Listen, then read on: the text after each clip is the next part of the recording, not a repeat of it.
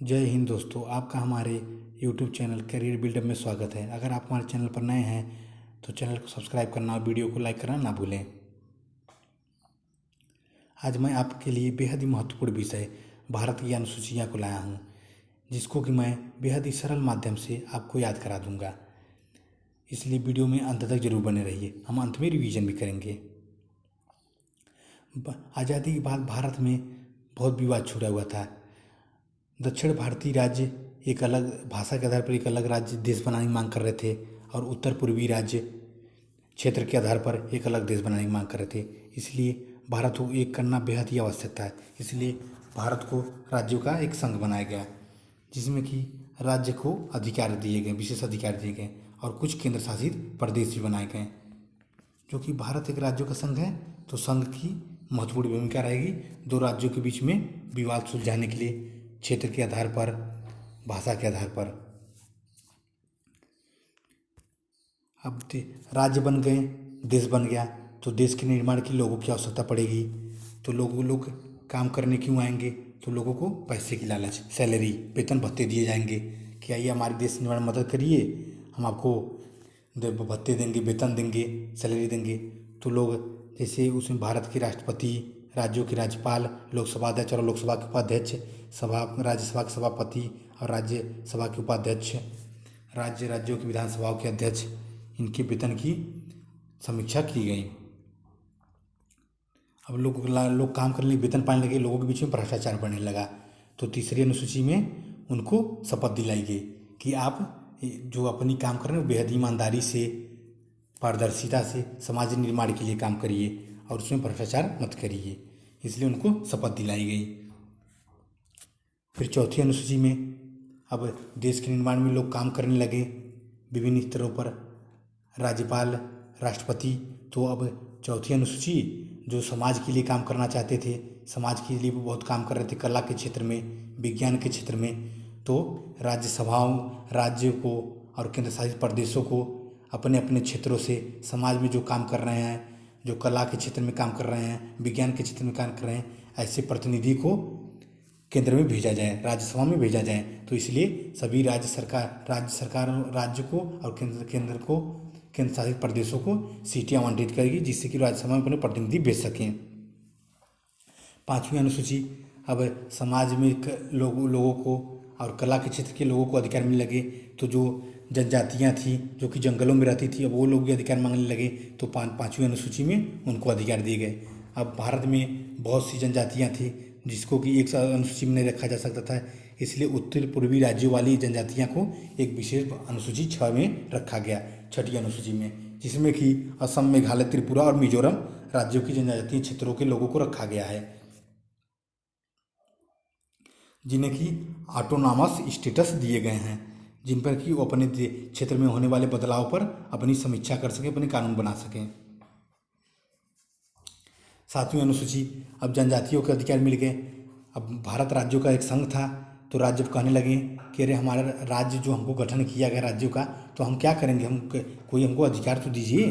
तो केंद्र सरकार ने, संघ ने कहा 3 सूची बनाई, संघ सूची, राज्य सूची और समवर्ती सूची। संघ सूची में जिस पर केंद्र सरकार कानून बनाएगी और राज्य सूची में राज्य सरकारें कानून बनाएंगी और समवर्ती सूची में राज्य और केंद्र सरकार दोनों मिलकर कानून बनाएंगी। अब कानून तो बनने लगे तो लोगों को विवाद हो गया कि हमारा बोलचाल की भाषा क्या रहेगी। तो फिर 8वीं अनुसूची में भाषा को डाला गया कि जिससे भी समवर्ती सूची में होने वाले विषयों पर, कानूनों पर केंद्र और राज्य बैठकर चर्चा कर सकें, एक फैसले ले सकें।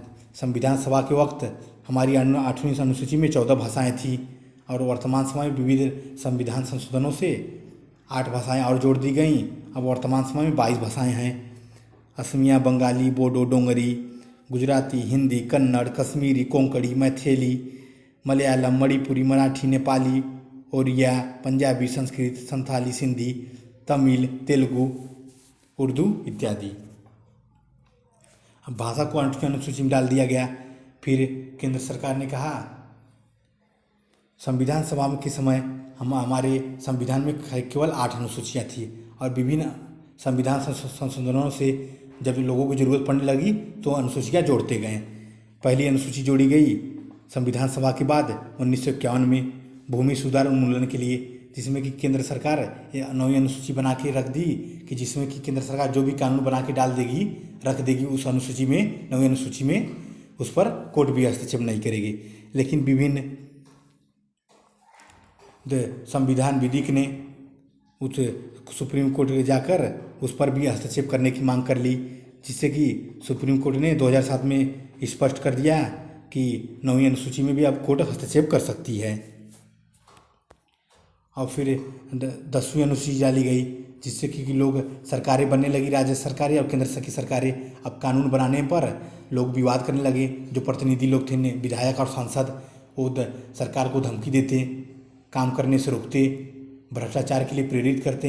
इसलिए सरकार ने 1985 में 52वें संविधान संशोधन से एक 10वीं अनुसूची बनाई, जिसमें कि दल विरोधी अधिनियम को डाला गया, जिससे कि कोई भी पार्टी का अगर विधायक सांसद किसी दूसरी पार्टी में जाता है तो उसकी सदस्यता रद्द कर दी जाएगी, जिसको कि हम एंटी डिफेक्शन लॉ के रूप में भी जानते हैं।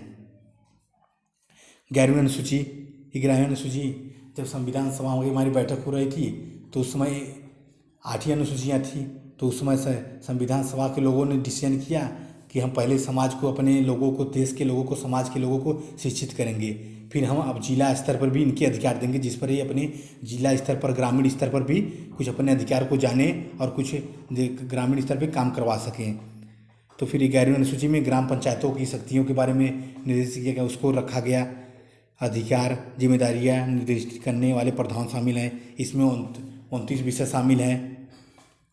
इसे 73वें संविधान संशोधन अधिनियम 1992 में जोड़ा गया। अब के नगर पालिकाओं को भी अधिकार से 12वीं अनुसूची, नगर पालिकाओं के अधिकार नगर निगम के, महानगर पालिकाओं के, जो नगर वाली निम्न स्तर की सरकारें थी, उनको 18 विषय दिए गए। 18 मामले में वो अपने अधिकार इस्तेमाल कर सकते थे। इसे 74वें संशोधन अधिनियम द्वारा 1992 में जोड़ा गया। चलिए हम एक बार रिवीजन कर लेते हैं। पहली अनुसूची भारत राज्यों का एक संघ है। दूसरी, अब देश बन गया, देश के निर्माण के लोग चाहिए, तो लोग काम क्यों करेंगे, उनको हम पैसे देंगे, भत्ते देंगे, सैलरी देंगे। सैलरी पाके लोगों के बीच में भ्रष्टाचार बढ़ गया।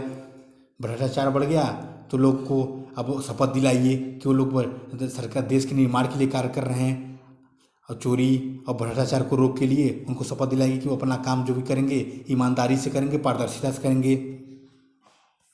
चौथी अनुसूची, जो समाज के लिए काम करना चाहते थे, कला के क्षेत्र में, विज्ञान के क्षेत्र में जो महत्वपूर्ण भूमिका निभाते थे, उनको राज्यसभा भेजा गया। और फिर 5वीं अनुसूची में जनजातियों के अधिकार दिए गए। अब भारत में इतनी जनजातियाँ थी जिनको कि ये एक अनुसूची में नहीं रखा जा सकता था, इसलिए उत्तर पूर्वी राज्यों वाले जनजातियों को एक अलग 6ठी अनुसूची में रखा गया, जिसमें कि असम, त्रिपुरा, मेघालय, मिजोरम को रखा गया। अब सभी को अधिकार मिलने लगे तो राज्य सरकारें कह रही हैं कि हमारा गठन हुआ है, भारत के राज्यों का संघ है, तो राज्य सरकारों को कुछ अधिकार दीजिए।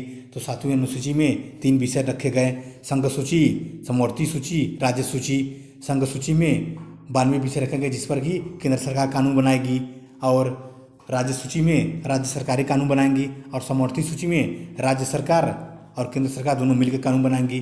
अब कानून बनने लगे, अब राज्य सरकारों के बीच में बातचीत होने लगे, राज्य और केंद्र सरकार के कानून के बीच में बातचीत होने लगी, तो भाषा बातचीत किस आधार पर हो, तो 8वीं अनुसूची में भाषा को डाला गया।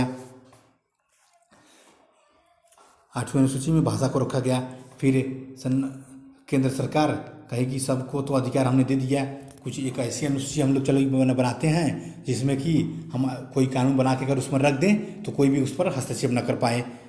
जैसे कि आप जानते हैं भूमि सुधार अधिनियम उन्मूलन, 9वीं अनुसूची। लेकिन 2007 में विविध संविधान ज्ञाताओं द्वारा सुप्रीम कोर्ट के फैसला आया कि अब उसमें भी सुप्रीम कोर्ट हस्तक्षेप कर सकती है 9वीं अनुसूची में।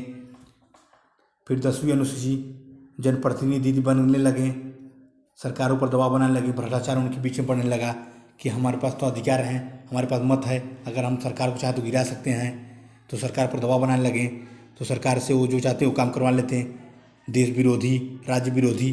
तो इसलिए 10वीं अनुसूची में 1985 में 52वें संविधान संशोधन द्वारा एंटी डिफेक्शन लॉ लाया गया, दल विरोधी अधिनियम, जिसमें कि अगर कोई भी पार्टी का विधायक या सांसद किसी दूसरी पार्टी में जाता है तो उसकी सदस्यता रद्द कर दी जाएगी। 11वीं अनुसूची, अब जिला स्तर भी सरकारें काम करना चाहती थी, ग्रामीण स्तर पर भी, तो 11वीं अनुसूची में ग्राम पंचायतों का गठन हुआ, उनकी शक्तियों के बारे में, उनके अधिकारों के बारे में बताया गया कि वो कौन से मामले हैं। 29 मामलों पर वो अपने फैसले ले सकती हैं, अपने कानून बना सकती हैं, अपने ग्राम के स्तर पर जो भी ग्राम की सहूलियत के लिए काम है उसे करवा सकती हैं, उसमें देरी ना हो।